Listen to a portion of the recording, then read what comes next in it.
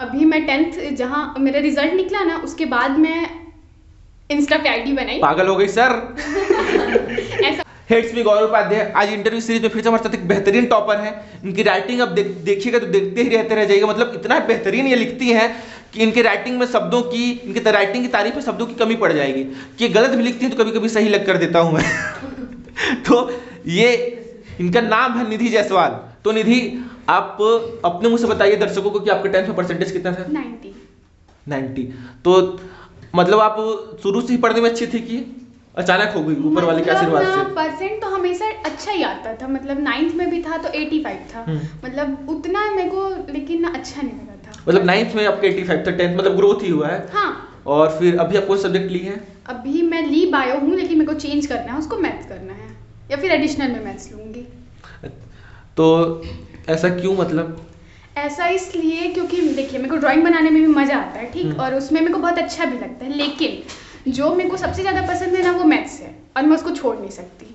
इसलिए ड्राइंग को छोड़ दूंगी? इसलिए मैं अपना ड्राइंग दूसरे का ड्राइंग बनाऊंगी सर। हाँ तो आगे जैसे आप मुझे ये बताइए कि आपको एक्सपेक्ट था कि 10th में आप कितना आ जाएगा, या जैसे बोर्ड वगैरह का डर जैसे रहता है बच्चों को वैसा कुछ?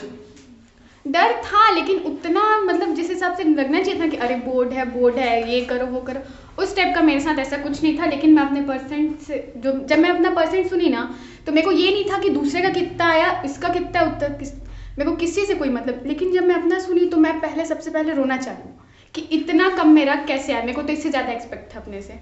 ठीक, अब तो भाई फिर उसके बाद नहीं होता है कि नहीं बहुत है।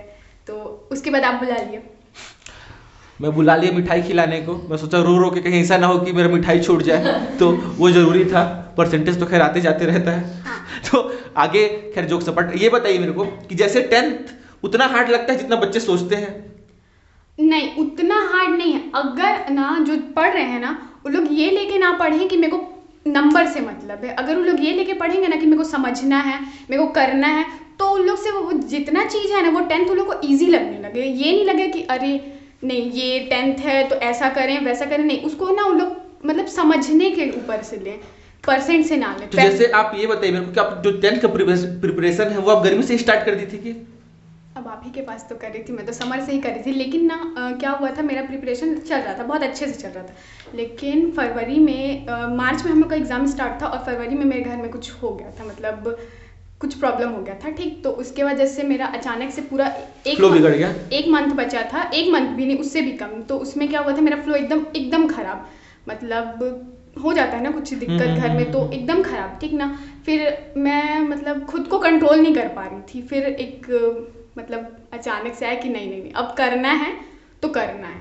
फिर मैं जितना मेरा बचा था वो प्रिपरेशन की पूरा। फिर लास्ट में भी मैं पढ़ी, ये नहीं कि लास्ट में छोड़ देती हूँ, अभी नहीं, लास्ट में भी पढ़ी। और ऐसा था मेरा ना पढ़ाई कि मैं ज़्यादा प्रेशर लेके नहीं पढ़ती थी। मैं एग्ज़ाम से एक दिन पहले भी उतना ही घूमती थी जितना पहले घूमती थी। तो आपका सबसे ज़्यादा नंबर किस में था? मैथ्स और साइंस। तो जो बच्चे जैसे मैथ्स में डरते हैं उनको आप क्या एडवाइस करना चाहेंगी? मैथ्स से बहुत लोग डरते हैं, खैर अपन तो नहीं डरते। मैथ्स से ना कोई भी वो उसको डरना नहीं चाहिए, क्योंकि उसमें फॉर्मूला याद है ना तो सारा चीज़ बन जाएगा। क्योंकि मैथ्स एक ऐसा सब्जेक्ट है जिसमें अगर एक बना तो सारा बनेगा, एक बिगड़ा तो सारा गया। इसलिए ना मतलब फर्स्ट के जो क्वेश्चन रहते हैं ना उसमें ज़्यादा ध्यान दे, फॉर्मूला याद कर लेंगे तो पूरा ईजी है। हाँ, मैथ्स का यही मजा आता है कि एक बना तो सब बना, और लेकिन एक खराब हुआ तो पूरा दिमाग भी खराब। तो आगे जैसे आप मेरे को ये बताइए कि आप सोशल मीडिया वगैरह यूज करती हैं अभी या पहले कर दिया? सोशल मीडिया से बच्चे डिस्ट्रैक्ट होते हैं क्या? डिस्ट्रैक्शन तो उसमें सबसे ज़्यादा है, लेकिन मैं 10th में ना सोशल मीडिया यूज़ नहीं की थी, एकदम नहीं। क्योंकि उस टाइम मेरा ना तो उसमें अकाउंट था ना कुछ, मतलब उस टाइम मेरा 10th में सोशल मीडिया मेरे पास था ही नहीं, उसका नाम ही नहीं था मेरे में। तो डिस्ट्रैक्शन होता है उससे बहुत ज़्यादा। अभी मैं 10th जहाँ मेरा रिजल्ट निकला ना उसके बाद मैं इंस्टा पे आईडी बनाई। पागल हो गई सर। ऐसा कुछ नहीं था, मतलब सबका था ना कि अरे मैं इंस्टा यूज़ करती हूँ, मेरा था ट्राई करना है क्या चीज़ ये, ठीक। खैर मैं आपको बता देना चाहती हूँ मेरी स्टूडेंट इसके साथ मैं थोड़ा सा इसके मजाक उड़ा सकता हूँ। खैर हाँ, तो आराम से। ये 10वीं परसेंट लाइन थोड़ा सा नहीं, उसके बाद पागल हो गई थी। उसको तभी आप चला रही हो क्या? नहीं, बंद कर दी, आप बोले थे ना, उसके बाद से बंद कर दी थी। अच्छा चलिए, तो आप जैसे ये बताइए कि आपके घर में कभी मेहमान वगैरह आते थे तो कभी आपको ऐसा डिस्टर्बेंस होता था, या आपको पढ़ने का शेड्यूल क्या हुआ करता था? मेरा ना क्या होता था, मेरे को कुछ भी लिखना है ना तो लिखने वाला काम सारा रात को, चाहे वो नोट्स हो चाहे वो प्रैक्टिकल हो कुछ भी हो, सारा रात को। और अगर मेरे को याद करना है तो मेरे को सुबह ही याद होगा, भोर में, नहीं तो मेरे को याद ही नहीं होता है। मतलब आप भोर में ज़्यादा पढ़ती हैं कि सुबह, सॉरी, रात में? मैं दोनों में पढ़ती थी, लेकिन रात में मेरे को ना उतना अच्छे से याद नहीं हो पाता था, लेकिन ट्राई उसमें भी करती थी। लेकिन सुबह अगर मैं जल्दी उठ जाऊँ ना, जैसे 4 बजे 5 बजे, तो मेरे को फिर तुरंत याद हो जाता है, तो मैं सुबह ज़्यादा ट्राई करती थी याद करने का। तो घर में से करके टीका उका लगा के जाती थी आप वैसे एग्जाम टाइम? नहीं, जय माता दी, जय माँ का। ऐसा नहीं है, मैं टीका वो सब करके नहीं जाती थी। हालांकि हाँ, मेरे को पूजा वजह बहुत पसंद है। जैसे हमने जब निहारिका का इंटरव्यू लिया था, हम्म, तो आप शायद देख ही रही होंगी उसको, शायद कर देखबे ना करेंगी तो देख ही रही होंगी उसको, तो हम बोलते थे टीका उका लगा के जाती थी वैसा? नहीं, वैसा कुछ मैं नहीं की थी, क्योंकि मेरे को पूजा पाठ क्योंकि बहुत सर टीका पसंद है। निहारिका लगा ली थी, बचा नहीं था। ऐसा नहीं है, पूजा पाठ मेरे को पसंद बहुत है, लेकिन अब पढ़ेंगे कोई तो- दूसरा करे तो। नहीं, खुद में भी पसंद है, लेकिन अगर पढ़े ही नहीं रहेंगे तो भगवान क्या कर लेंगे। खैर जोक सपट, आगे आपका लक्ष्य क्या है निधि? मेरे को सिविल सर्विस में जाना है। सिविल सर्विसेज में, जैसे आप अभी बायो ली हैं, फ्यूचर में आप सोच रही मैथ लेने का, तो फिर सिविल सर्विसेज में जाने का आप कैसे सोची? जैसे ज़्यादातर तो बायो वाले यही सोचते हैं कि डॉक्टर एमबीबीएस, आजकल खैर वो ट्रेंड चेंज हो गया है। नहीं, तो अब जरूरी थोड़ी ना कि बायो लियो तो डॉक्टर ही बनो, नहीं, वो अपने ऊपर डिपेंड करता है कि आपको क्या करना है, वो सब्जेक्ट के ऊपर डिपेंड नहीं करता है। ये बहुत ज़रूरी है। तो ग्रेजुएशन करके आप सिविल सर्विस में जाना चाहती हैं, तो ये तो बहुत ही बेहतरीन आपकी ख्वाहिश है। तो इसके लिए आप अभी से प्रिपरेशन थोड़ा बहुत कर रही हैं? अच्छा, दूसरी बात कोई ये भी थोड़ा बोलता है ना बहुत। कि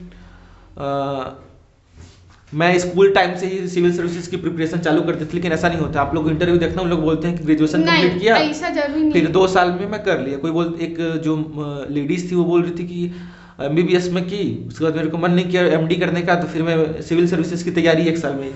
तो निधि, आप ये बताइए कि जो बच्चे अभी 10वीं पढ़ रहे हैं, उनके 10th में प्रिपरेशन किस टाइप से उनको करना चाहिए, कि क्या आप उनको एडवाइस करना चाहेंगे? अगर ना उन लोग को पढ़ने का मन नहीं करता है ना, तो उन लोग पहले ये ना ले, जैसे नहीं, अगर मान लीजिए मैं बोलूँ कि मैं लगातार 8 घंटे पढ़ लेती हूँ, ठीक, आप बोलें कि आप 10 घंटे पढ़ लेते हैं, तो कोई और इसको सुनेगा ना, तो वो बोलेगा नहीं मैं भी 8-10 घंटे पढ़ लूँगा। नहीं, तुम पहले 8-10 घंटे ट्राई मत करो। क्या अगर 1 घंटा अच्छे से पढ़ लोगे ना, तो वो बहुत अच्छा हो जाएगा। मतलब ये ना सोचे कि अपना गोल ना ज़्यादा बड़ा मत रखें, उसको छोटा करेंगे ना, तो अगर पढ़ने में मज़ा आने लगेगा ना, तो 1 घंटा कब 4 घंटे में बदल जाएगा पता ही नहीं चलेगा। तो मतलब गोल छोटा डिसाइड करें, लेकिन उसको कंप्लीट करने का कोशिश करें। ये नहीं कि मतलब बड़ा है तो उसको कंप्लीट ही नहीं किया, तो फिर गोल डिसाइड करने का मतलब ही क्या हुआ। मतलब जरूरी है आपको गोल को अचीव करना। हाँ। वो पहले गोल छोटा रखो, फिर जब अचीव करते जाओ तो बड़ा बड़ा बड़ा बड़ा करते वो जाओ, खुद बड़ा हो जाएगा। रोज अपनी लिमिट को पुश करते रहो। तो आज का इंटरव्यू हमारा रहा निधि जायसवाल के साथ, जो बहुत ही बेहतरीन वक्ता भी हैं।